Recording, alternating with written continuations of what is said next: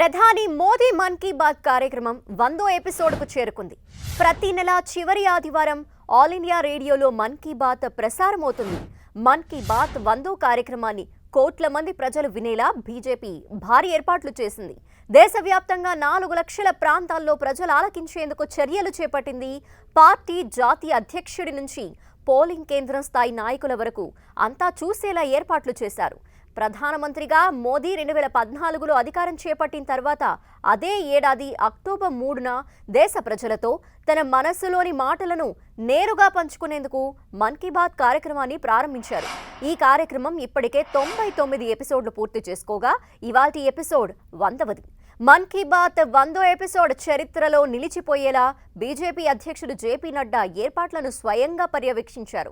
ప్రపంచ వ్యాప్తంగా ఉన్న భారతీయులు వినేలా ఏర్పాటు చేసింది. అన్ని రాష్ట్రాల రాజ్ భవన్లు, బీజేపీ మిత్రపక్షాలు, అధికారంలో ఉన్న రాష్ట్రాల్లోని ముఖ్యమంత్రుల నివాసాల్లో 100వ ఎపిసోడ్ను వినిపిస్తున్నారు. రాజ్ భవన్లకు ఆయా రాష్ట్రాల్లో పద్మ అవార్డులు అందుకున్న వారిని ఆహ్వానించారు. ప్రజల నుంచి తీసుకున్న సూచనలు, సలహాల ఆధారంగా పలు అంశాలపై ప్రధాని ప్రసంగిస్తారు.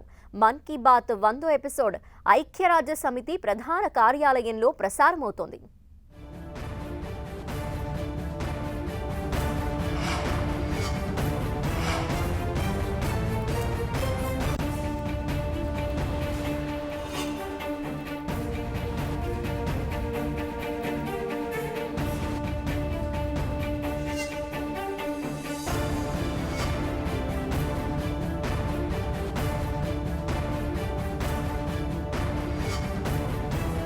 ప్రధాని మోదీ మన్ కీ బాత్ కార్యక్రమం 100వ ఎపిసోడ్కు చేరుకుంది. ప్రతి నెల చివరి ఆదివారం ఆల్ ఇండియా రేడియోలో మన్ కీ బాత్ ప్రసారమవుతుంది. మన్ కీ బాత్ 100వ కార్యక్రమాన్ని కోట్ల మంది ప్రజలు వినేలా బీజేపీ భారీ ఏర్పాట్లు చేసింది. దేశవ్యాప్తంగా 4 లక్షల ప్రాంతాల్లో ప్రజలు ఆలకించేందుకు చర్యలు చేపట్టింది. పార్టీ జాతీయ అధ్యక్షుడి నుంచి పోలింగ్ కేంద్రం స్థాయి నాయకుల వరకు అంతా చూసేలా ఏర్పాట్లు చేశారు. ప్రధానమంత్రిగా మోదీ 2014లో అధికారం చేపట్టిన తర్వాత అదే ఏడాది అక్టోబర్ 3న దేశ ప్రజలతో తన మనసులోని మాటలను నేరుగా పంచుకునేందుకు మన్ కీ బాత్ కార్యక్రమాన్ని ప్రారంభించారు. बेटी बचाओ बेटी पढ़ाओ की बात हो, स्वच्छ भारत आंदोलन हो, खादी के प्रति प्रेम हो या प्रकृति की बात, आजादी का अमृत महोत्सव हो या फिर अमृत सरोवर की बात, मन की बात जिस विषय से जुड़ा वो जन आंदोलन बन गया और आप लोगों ने बना दिया। जब मैंने तत्कालीन अमेरिकी राष्ट्रपति बराक ओबामा के साथ साझा मन की बात की थी तो इसकी चर्चा पूरे विश्व में हुई थी।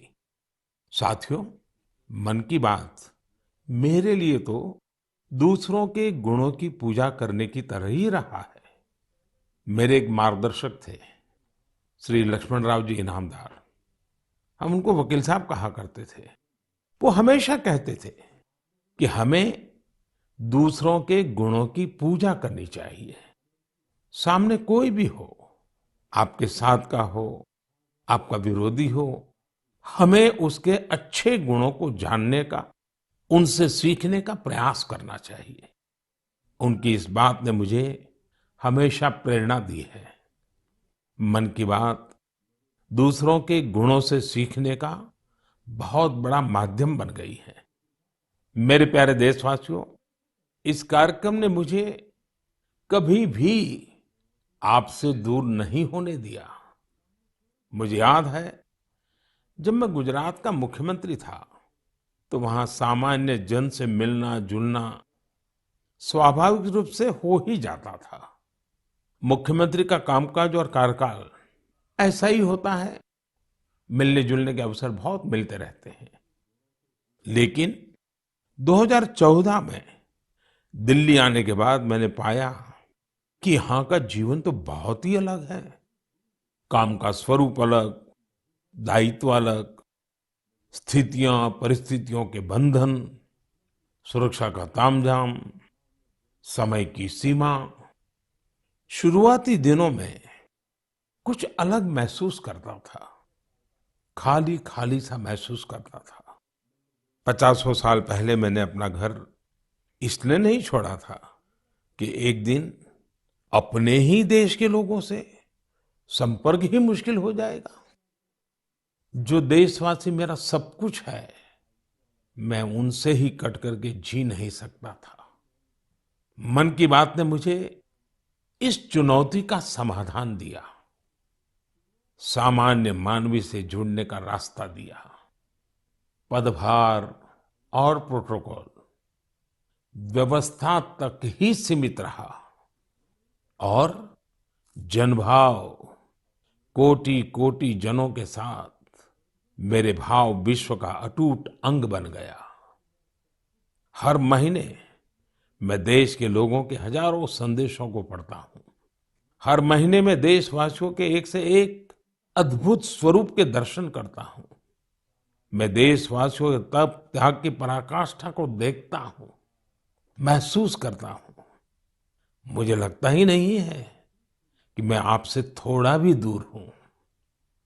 मेरे लिए मन की बात ये एक कार्यक्रम नहीं है, मेरे लिए एक आस्था, पूजा, व्रत है। जैसे लोग ईश्वर की पूजा करने जाते हैं तो प्रसाद की थाल लाते हैं, मेरे लिए मन की बात ईश्वर रूपी जनता जनार्दन के चरणों में प्रसाद की थाल की तरह है। मन की बात मेरे मन की आध्यात्मिक यात्रा बन गया है। मन की बात स्व से समष्टि की यात्रा है। मन की बात अहम से वयम की यात्रा है। यह तो मैं नहीं तू ही इसकी संस्कार साधना है।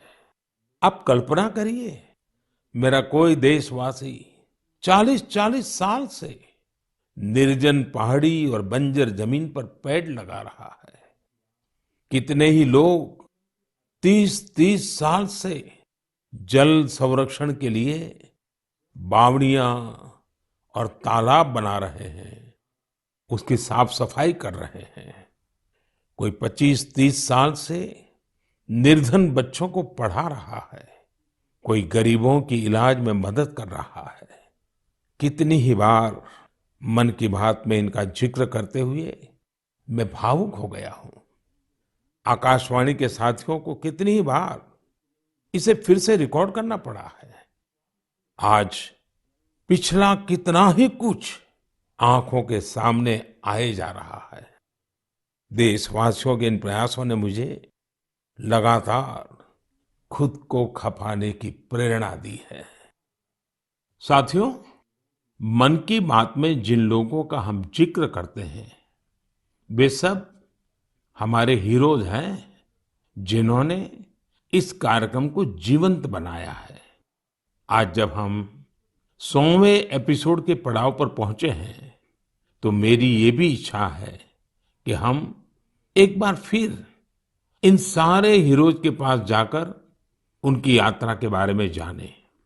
आज हम कुछ साथियों से बात भी करने की कोशिश करेंगे।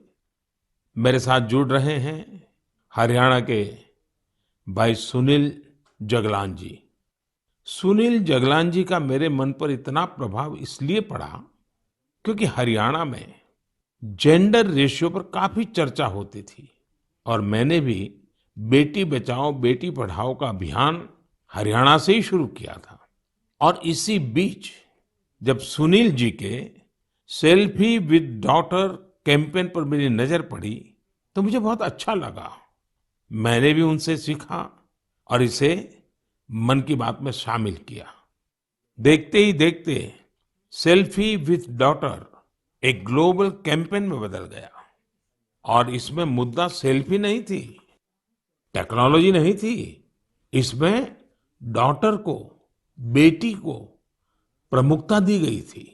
जीवन में बेटी का स्थान कितना बड़ा होता है, इस अभियान से यह भी प्रकट हुआ। ऐसे ही अनेकों प्रयासों का परिणाम है कि आज हरियाणा में जेंडर रेशियो में सुधार आया है। आइए आज सुनील जी से ही कुछ गप मार लेते हैं। नमस्कार सुनील जी। नमस्कार सर। मेरी खुशी बहुत बढ़ गई है सर आपकी आवाज सुनकर। Sunil ji, selfie with daughter हर किसी को याद है। अब जब इसकी फिर चर्चा हो रही है तो आपको कैसा लग रहा है?